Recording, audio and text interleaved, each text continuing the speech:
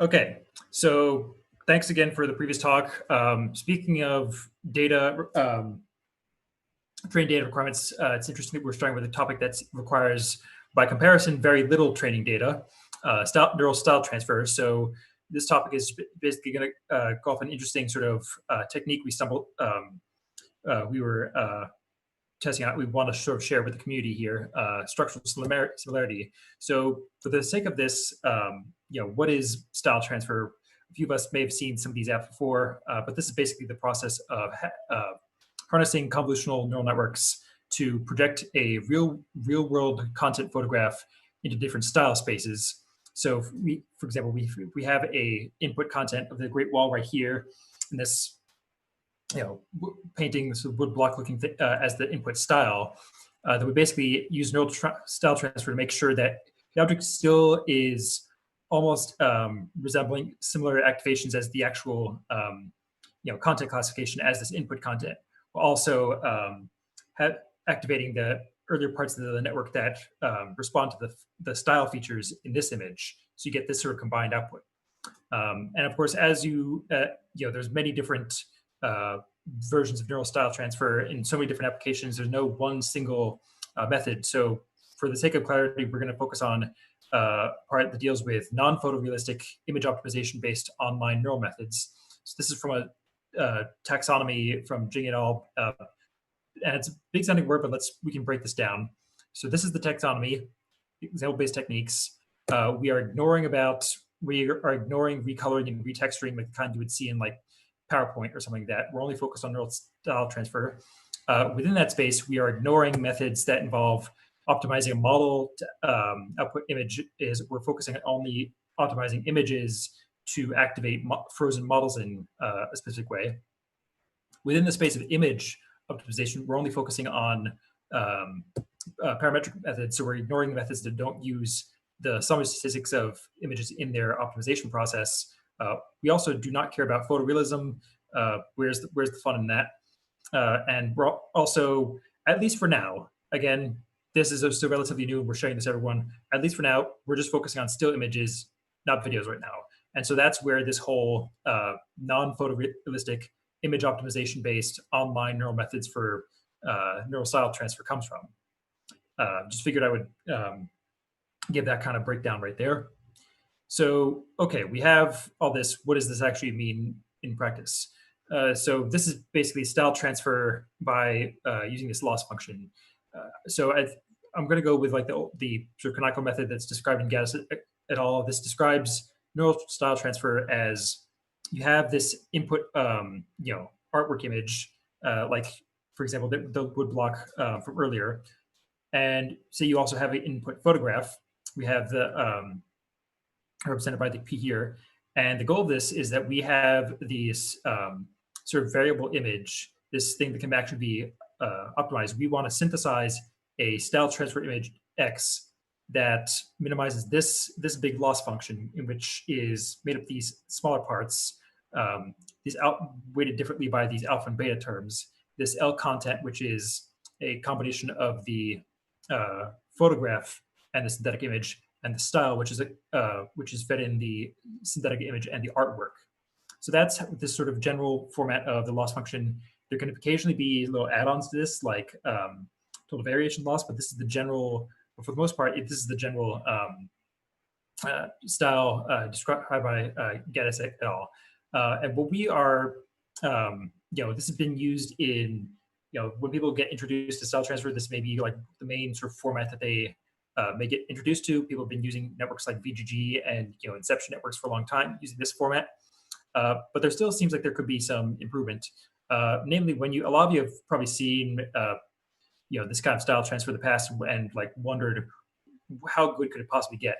It's obviously a little bit tricky to have have something so subjective be put on like a baseline, but it's obviously when we see other kinds of like human developed style transfer, whether it be caricatures of real life people put into a cartoon style, or where we like movie references in the art styles of famous artists, or even ancient cultures. That is the Mayan Batman, and no, that's not real. It was made by an artist, but it's still a good example of what I'm talking about. a lot of examples often feature convolutional layers picking up on lower level features and incorporating them into an image, but this sort of higher level context awareness is often lacking. So ideally, we would want some sort of style transfer that can actually incorporate the style transfer kind of like this. And of course, this level is still a little bit of ways off, but in this one sub area of neural style transfer, we can actually improve our process by carefully selecting which summary statistics we're paying attention to during the optimization process. So what does this look like in terms of the math? We have this loss function, as mentioned before, and this as you notice, this SIM on here, we improve the Gaddis et al. 2016 loss function by adding on these new terms to the loss function, and this component highlighted in the purple right here, the main addition to this within the style loss is a multiplicative term that captures this is the structural similarity between the Gramian feature images produced at the style extraction layers. So what exactly does this actually mean in detail? Where does this addition come from? This function that was seen in this previous slide, this is a function that represents the standard structural similarity index, which is a classical image processing technique. And when I say classical, I mean like 2004, which as far as machine learning papers go, is practically ancient by now. This technique is takes into account things like luminance, contrast, and sort of the actual structure of the objects in the image to actually measure the similarity between them. So we actually have another measure of similarity between images beyond things that beyond the kinds of things that you may see in the earlier layers of a convolutional neural network. And so what the event actually comes out of this is, as you're going to see in the results section going on, it's very subtle, but it's almost like finer artistic strokes being rendered onto the style transferred images. Actually, how this works is, this looks like a pretty impressive visualization, but the math is also much simpler than you would initially think. So we have these two images, the x and y. We have the SSIM function. And this is what it would look like when you go into the like TensorFlow docs. When we started out this project, we didn't actually know that there actually is. We actually did find a few additional SSIM functions that are with some of these existing computer vision libraries that we can use. So I feel like a lot of us all that we were doing was implementing some of these from scratch, but I guess it sort of worked out well. Anyway, we have these two images. I'm just representing them in blue and red. We have these pixel means of the image X and image Y. We have the pixel variance, and then we have this combined this empirical covariance between both images right over here. We have these two constant terms highlighted in green, distinct from every other part, just to make it clear that these are sort of distinct from the image inputs. These are mainly there just to stop the as sort of like a weak denominator stabilizer. So if there's anything, so this function will collapse. And these terms right here, the K terms from themselves, these are what we chose by default, and they just seem to work out pretty well for us. As for L, this is the dynamic range of the pixel values. And in the next presentation, you'll see that'll suddenly become a lot more relevant. But this is basically the entire function that's being represented. And chances are you can probably find a image processing library that has this actually built in.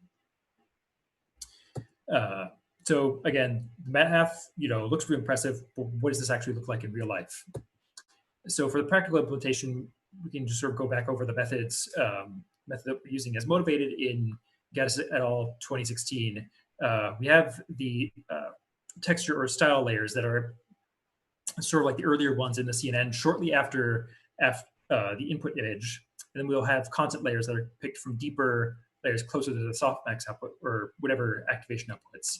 And the idea is that the content layers are somewhat closer to the latent representations of the content. So for style, like for example, if we have the example of taking, the great wave and then superposing that onto a C-Tro image, the style layers are the ones that are getting activated by these lower level styles, probably even lower levels like this, like even just like contrasts between two different colors. And so these are the parts of the network that recognize these sort of contrasts and colors and patterns without being too far removed from the input image itself. And then we have this content layer, which is really just saying like, okay, is it still kind of a turtle when this image is coming out of it? And obviously it's not going to be an exact classification. We often use layers before the final output, but we can basically just say, yeah, I guess. We have specific parameters right here that are going to be released in the actual code itself, but these are pretty standard. And like I said here, you can just pause the recording if you really care about these details. We are releasing this code shortly after this presentation, so you all can actually experiment with this method yourselves. So actually, what this actually looks like, this is with SSIM turned off. This is sea turtle with the great wave, and it looks pretty good. It kind of looks like the wave is sort of like cut up and sort of put into a collage that kind of resembles the sea turtle. And it's a little bit subtle, but here's what happens when structural similarity index is turned on, and it's all a little bit more believable that the artist behind the great wave was behind this image. I mean, I say more believable. I still don't actually believe the original artist was behind it because he's dead after all. But again, this sort of subtle difference between how these different styles of the image are being rearranged seems extremely useful. And this is with otherwise the same parameters between both networks, with only this SSIM being turned on or off. We can try again with the pillars of creation. Sea turtle made out of a nebula looks pretty good right here. But if we add on the SSIM turned on, it seems to be paying attention a lot more to the actual form of the sea turtle, despite this sort of new weight being added onto the style layer. So again, that's an interesting. This is not so much weighting that's happening on the content side. This is all due to different parts of the weighting that are happening on the style side. So that's resulting in the style of the image being applied differently than it was without the structural similarity awareness. Again, going to this picture of Amsterdam with the same nebula. Go right here, you can actually see the content of the buildings being made out more rather than just sort of what seems more like a remix of the style image. Again, going to another example with Van Gogh's Starry Night. What struck me about this example was that you can see elements of the sky within the boundary of the water. But if you add structural similarity index awareness, it seems less like someone cut up a multi-million-dollar painting and rearranged it in a collage, and more like a little bit more like if how Van Gogh actually did actually paint buildings. Even works for abstract art too. Obviously, this is not exactly believable that the original artist made because he didn't draw anything coherent. But again, the same may effect of paying attention by changing how the style layer is rated, paying attention a lot more to various parts of the content image, and a lot more variation in terms of how these brushstrokes are being applied, especially if you notice things like whether this be the tree or the trees in the lower left corner, or even how the buildings are being made out, or even just like avoiding switching between different content images. We can see this white cat with a black background. This is without the structural similarity index with it turned on. And as you'll see in a lot of these cases, the usual effect is that it seems to be paying attention a lot more to the cat's fur and then trying to adjust accordingly while still having plenty of the style in the background as well. Same effect with Van Gogh's Starry Night. Looks almost like there's pieces of the sky within the cat, but now this almost looks like it's a separate picture that Van Gogh drew of a cat. It was sort of possibly unrelated to Starry Night. There's much sort of finer detail when it comes to the style being applied throughout the image, and a little bit less coarse grained than the former. We also have going back to the nebula. This one almost even to the point of looking like a cat in space, and this one is one of my favorites. This is literally just the great wave. Cat just looks like a bunch of waves, but now with this one, this seems like the actual cat made of the seam foam that actually resembles the actually looks like a little bit more like cat fur now, but the style is a lot more apparent. And I think my housemate summed it up pretty nicely. It looks more like the artist actually drew the image rather than the style picture being cut up and rearranged. But what are the main takeaways? One, there's plenty of room for augmenting the basic style transfer loss function described in gas et al. And you could, it's maybe an overgeneralization, but this could really apply to any real loss function for that matter. There's also still new areas of the style space that can be unlocked by incorporating classic computer vision techniques. Again, we were messing around with techniques from like 2004, adding this into the adding this into the style loss. But we also want to stress one thing is that there is no one correct STA. We're not advocating that this is like superior or better in other ways of, we're not saying that the SM weighting is superior. We just think that, again, this is super subjective. So there's many different ways that this could be applied. And we're really just looking to make the community aware of this. So we can sort of see more examples of style transfer applications like this. Cool. So that's about a minute over, but that's the presentation. I'll just come back to the main takeaways for now. That was an awesome talk. It was really cool. It was awesome seeing the examples. So I just have a question. So for the ones where it's like the cat and the background's black, and then the style transfer kind of like you could say it overdoes it because it's trying to color in the background the same way it's coloring in the cat or editing the cat.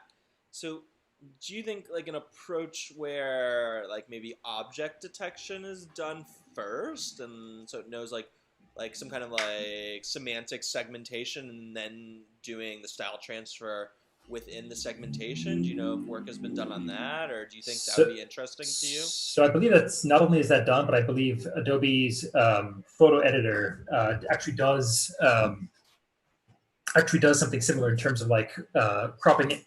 For some of the filters that they have, being able to crop out the foreground and have it in a different style than the background. This is more of like if you are somewhat more constrained in terms of like building an entirely new network, like switching from just optimizing for an image classifier to an image semantic segmentation model. This is really just a one simple change to the loss function that results in these changes. But yes, in fact, it's the Adobe. It's one of these new photo editing apps by Adobe that does like this automatic filtering, and that actually one of them does do exactly what you're describing. Although with that one, it's a bit of a mix of recoloring and also retexturing, not just neural style transfer alone. Cool. And now I want to open up the questions to the rest of the Zoom room. We have time for a question if anybody wants to ask.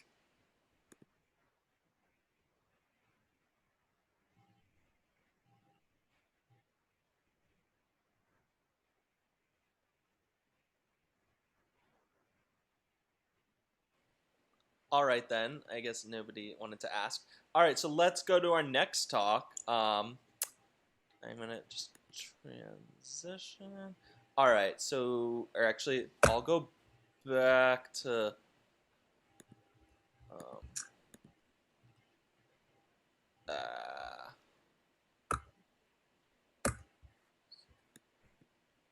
hold on, I'm just having a hiccup. Yeah, so let me know when your slides are ready, and I'll... They're ready right now. Okay, cool.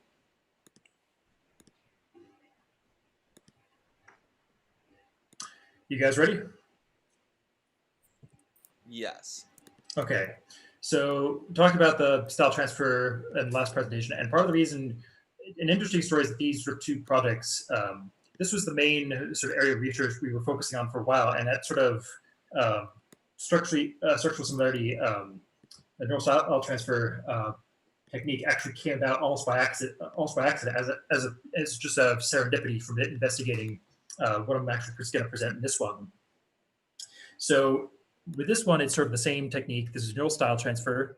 As we mentioned, this is the technique for representing content images, same style image. Instead of optimizing a model, the model itself is more or less frozen, and we're optimizing an actual image. And of course, after all this talk on neural style transfer, the question is, of course, what are the sort of uses for this? And basically, this is being used in some ways everywhere. So there's, I mentioned the photo apps. This is the example I was actually giving earlier of having the foreground and background editing.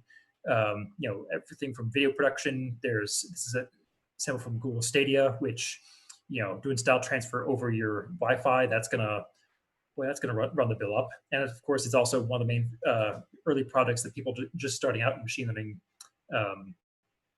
try out when they're doing computer vision. So again, super popular technique. Everyone's doing it.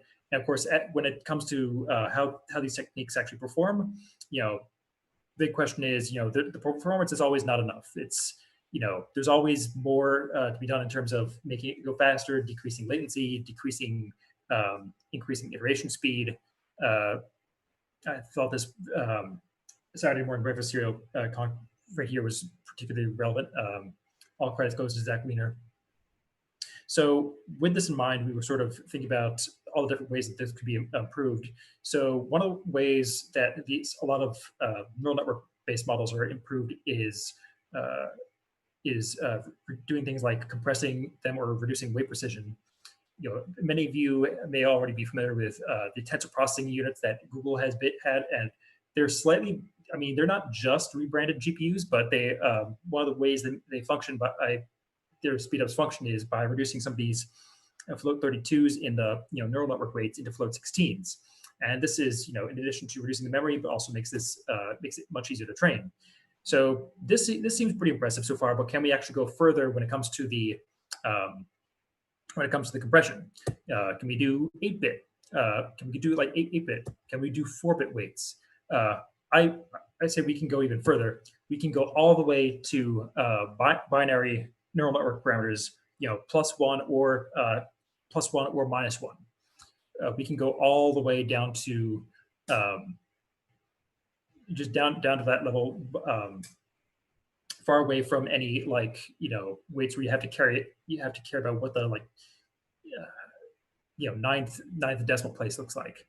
So this seems pretty impressive, but it's and it may seem a little bit counterintuitive how weights are only restricted to this, how this would even work.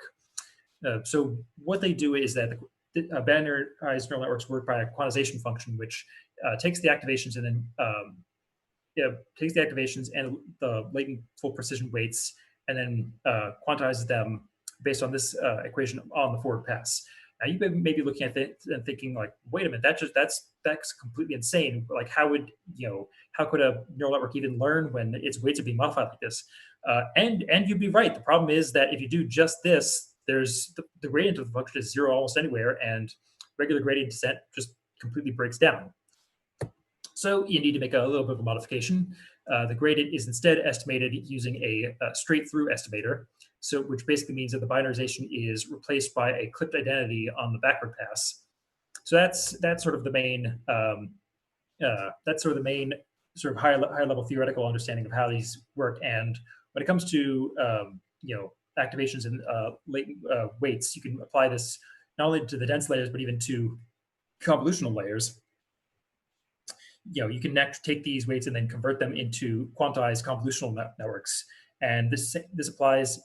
We give the binary example right here, but there's similar principles apply for 8-bit, 4-bit, and all other sort of levels of precision with these quantized neural networks. Binarized neural networks are sort of a subclass of these quantized neural networks. But given how extreme they are, we were really curious about this type. In practice, there's not actually much different than how you would actually assemble a typical convolutional neural network. We have an example of a from a SFAR 10 classifier right here, and it's not really how different than what you normally do. The main differences are that the pixels are normalized to -1 instead of 0 to 1, and you replace the 2D convolutional and dense layers with just their quantized equivalents. So you can get, with this, a network like this, you can get 98% accuracy, which for SFAR 10 is not really all that impressive. What is impressive is that you can do this with 30 times less memory than the float 32 equivalent model. So let me repeat that. That's 30 times less memory. So this already seems like it could be incredibly useful. Immediately this is, it's super low memory requirements to seem impressive, but of course accuracy does take a little bit of a hit compared to, if we're doing this comparison on ImageNet. It's many of the state-of-the-art quantized neural networks are not quite at the level of some of the regular precision neural networks on tasks like ImageNet, but they are steadily improving. They're increasing very quickly. I also want to stress that when I say low memory requirements, I even mean that compared to things like EfficientNet, which are full precision neural networks, because these things can still have the same number of parameters, but since each parameter itself takes up less weight, this is much smaller.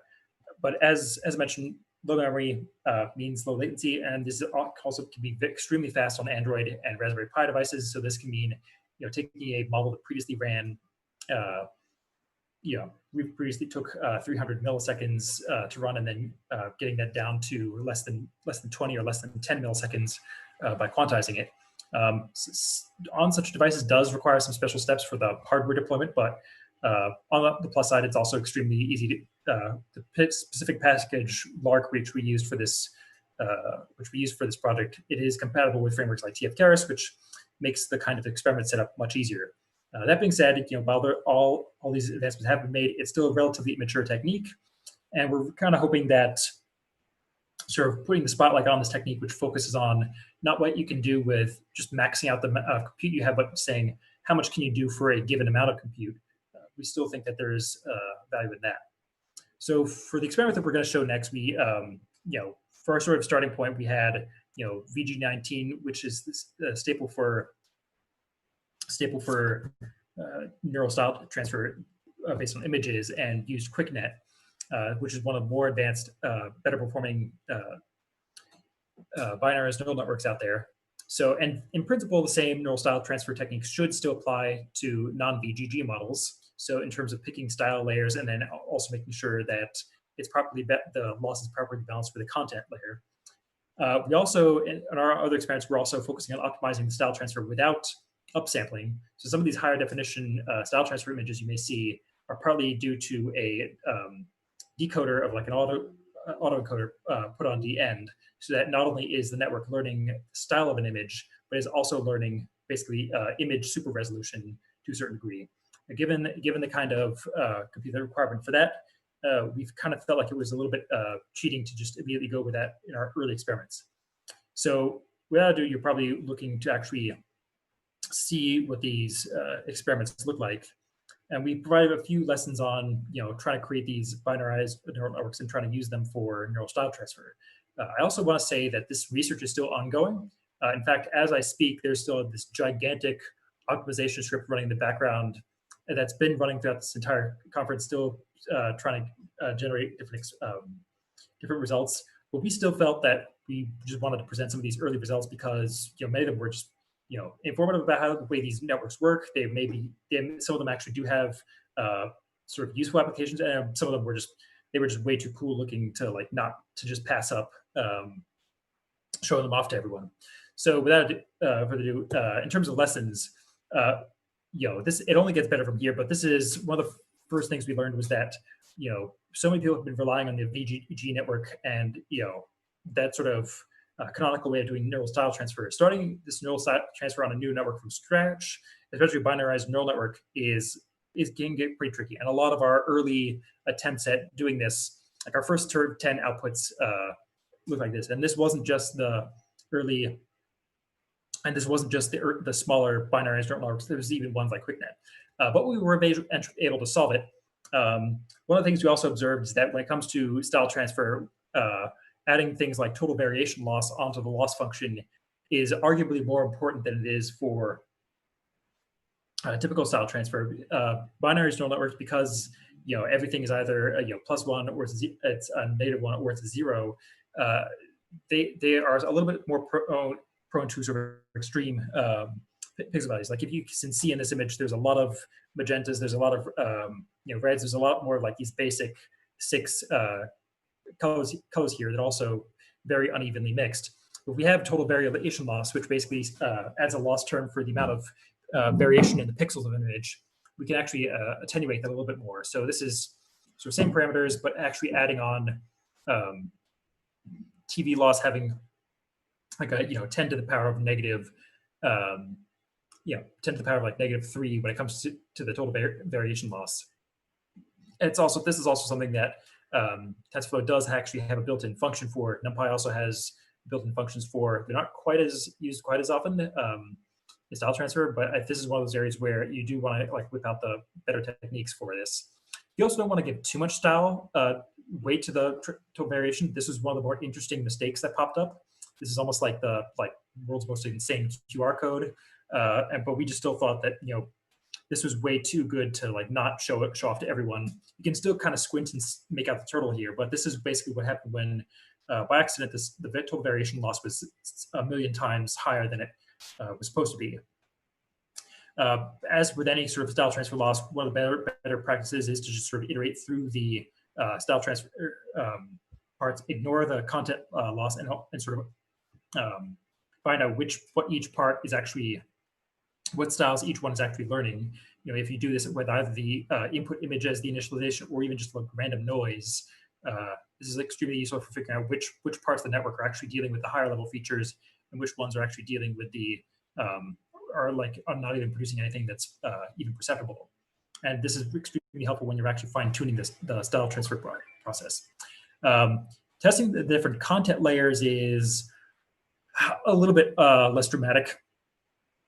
Like before, this is quick iterating throughout the architecture of QuickNet, but also unlike style transfer, combining content layers really does not make much of a difference because optimizing content loss for one content layer optimizes for all subsequent layers too. So this one is more just a matter of setting up a good script for cross-validation with the appropriate style layer combos, and just worry more about the style layer combos than the content layers. At least the good news is that it's, in terms of ways this can go wrong, the content layer can basically say, hey, it wasn't me. Now, we did notice in a lot of the early style transfer that there was a lot of these blocky artifacts that you may also be seeing. And this is what a few other networks share this, like beyond just VGG, when networks are being applied, style transfer is being used for res nets or inception nets. Some of these blocky artifacts may be the result of max pooling layers being used in a network instead of average pooling. But this technique did not actually work on QuickNet, did not really work on a lot of the other binarized neural networks. So it's also leading theories that it's a result of the addition layers within QuickNet. And one of the reasons we are sort of believing in that is that compared to other binarized neural networks, these sort of deconvolution, these artifacts are a little bit more pronounced in these QuickNet architectures that do have a lot more of these these branching addition layers within the network architecture compared to much simpler ones like XNOR.NET. And speaking of which, mainly our sort of main takeaway, and also the reason that a lot of these optimization scripts are still running in the background, is that it's more like there's a lot of trade-offs to be made in terms of the binarized neural network architectures that you choose. For ones like QuickNet, let's say we have 87.3 top 5 image net accuracy right here. This is with very little optimization, and even not even running for many iterations, you can get something that kind of resembles the Great Wave on a sea turtle right here. It starts to look a little bit more abstract on the QuickNet, but then with XORNet, even after running for many iterations, this is only 69.8% on ImageNet. It was one of the earlier binarized neural networks out there, but it's really struggling when it comes to produce any kind of style image. So the larger networks do seem to work better, but then of course there's the issue of one, the blocks, which we're still trying out a few fixes on, but also two, if the whole point is trying to fit this onto a low memory device, what is your sort of limit of how much memory you have to work with? Although I will say that ironically, QuickNet XL and QuickNet are ironically both smaller than XNOR.NET. So I think I would lean towards going with the QuickNet models more so than any other existing ones like Binary or LexNet. But despite these sort of shortcomings, there still are a lot of practical use cases for these. So Vinay mentioned earlier in one of the comment sections about adversarial attacks that make use of the style layers, and one of the things we were able to do here is just use this sort of very weak, very few iterations, like less than 20 minutes. It's each step this automation with less than and mostly less than 20 seconds for each step, and the easy effects that cause a lot of confusion in the BGG cluster. Okay. So interpretability simple also and look, okay, so often you can see difference. Of course, even other the popular lo-fi art, these things, some of these existing techniques at least have some artistic value. Okay, this in terms of progress, the problem of binarized, style transfer went from hopeless to okay, we actually got actual use cases. And whether or not perfect replication to get us L 2016 quality, it's so we also want to address a lot of these negative results we had because there's a lot of publication bias for only positive results. And for those who are new to research, I also want to give emphasis to how messy this process can be for those of you who are maybe watching in with this. That's pretty much what we've been working on. We're for this more. We're also providing a lot more detail on the different types of parameter combinations that work best for each different type of binarized network. We're going to be using that a little bit after, but at least in the near term, there's going to be a code on how to actually do this kind of stuff that we're going to make this code available.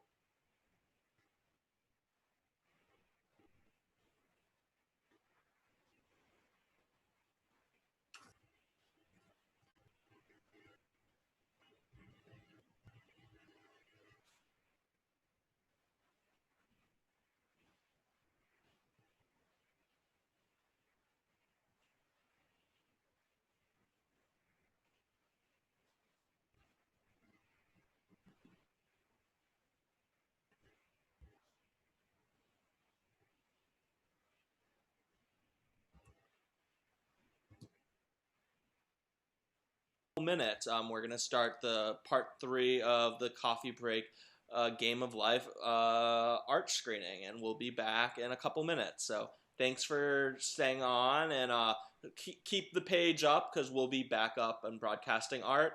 And then after that, in about an hour, we're going to have the last section, which is games and AI. And then after that, another video art session. So it's going to be a late night, but thanks for sticking around, everybody. See you soon.